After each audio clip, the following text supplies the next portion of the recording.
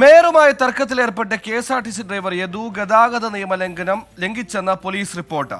സംഭവ ദിവസം ബസ് ഓടിക്കുന്നതിനിടെ 1 മണിക്കൂറോളം ഫോണിൽ സംസാരിച്ചുവെന്ന് കാണിച്ച KSRTCക്ക് റിപ്പോർട്ട് നൽകും.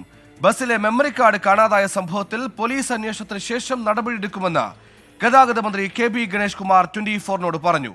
സിനിമാ താരം റോസ്റ്റയുടെ ആരോപണത്തിൽ ചില സത്യങ്ങളുണ്ടെന്നും മന്ത്രി വ്യക്തമാക്കി.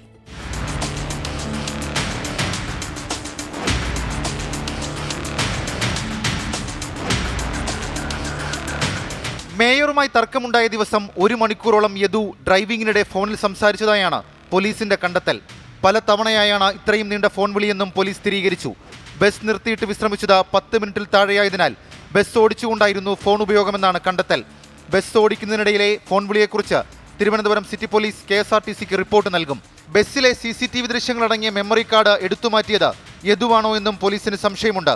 തർക്കമുണ്ടായതിന് പിറ്റേ ദിവസം യദു തമ്പാനൂരിലെ ഡിപ്പോയിൽ നിർത്തിയിട്ടിരുന്ന ബസ്സിന് സമീപത്തെത്തിയെന്ന് സ്ഥിരീകരിച്ചതാണ് സംശയത്തിന് കാരണം. മെമ്മറി കാർഡ് എടുത്തുമാറ്റിയതിൽ പോലീസ് അന്വേഷണത്തിന് ശേഷം നടപടിയെന്ന് മന്ത്രി KB ഗണേഷ് കുമാർ. ക്യാമറയിൽ മെമ്മറി കാർഡ് ഉണ്ടായിരുന്നു എന്നുള്ള യാഥാർത്ഥ്യമാണ്. അതോടൊപ്പം 4 വണ്ടി പാർക്ക് ചെയ്തിരുന്നതിൽ 3 വണ്ടിയിലും അതുണ്ട്. പോലീസ് അന്വേഷിച്ച് വരുമ്പോൾ അവരുടെ കണ്ടെത്തൽ എന്താണെന്ന് നോക്കിയിട്ട് മാത്രമേ അത് ആരെടുത്തു എന്ന് പോലീസാണ് കണ്ടുപിടിക്കുക. സിനിമാ താരം റോഷനയുടെ ആരോപണത്തിന് പിന്നാലെയുള്ള യദുവിന്റെ ആദ്യ പ്രതികരണം നുണയെന്നും മന്ത്രി പ്രതികരിച്ചു. ഇന്നലെ മാധ്യമങ്ങളിലൊക്കെ ഈ ഡ്രൈവർ പറയുന്നത് ഞാൻ കേട്ടു. അദ്ദേഹം തൃശ്ശൂരിനപ്പുറം പോയിട്ടില്ല എന്നൊക്കെ പറയുന്നുണ്ട്. പക്ഷേ അദ്ദേഹം ഈ വഴിക്കടവ് വണ്ടി ഓടിച്ചിരുന്നത് ഇദ്ദേഹം തന്നെയായിരുന്നു. ഈ ആക്ട്രസ് പറയുന്നതിൽ പൂർണ്ണമായി സത്യമുണ്ടെന്നുള്ളവരെ ഇനി ബാക്കി തെളിവും കൂടെ എടുത്തതിനെ അറിയാൻ പറ്റത്തുള്ളൂ. പക്ഷേ അവർ പറയുന്നത് സത്യമുണ്ട്. അതേസമയം ഗതാഗത മന്ത്രി ഫോണിൽ വിളിച്ച് പിന്തുണ അറിയിച്ചെന്ന് സിനിമാ താരം റോഷ്ന പറഞ്ഞു. വളരെ പോസിറ്റീവായിട്ടാണ് അദ്ദേഹം ഈ ഒരു വിഷയത്തെ നമ്മളോട് സംസാരിച്ചിരിക്കുന്നത്.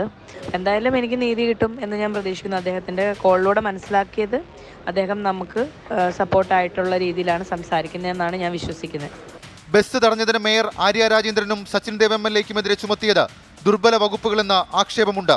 അന്യായമായി സംഘം ചേരൽ, പൊതുശല്യം ഉണ്ടാക്കൽ തുടങ്ങിയ വകുപ്പുകൾ ചുമത്തിയാണ് കന്റോൺമെന്റ് പോലീസ് ഇന്നലെ കേസെടുത്തത്.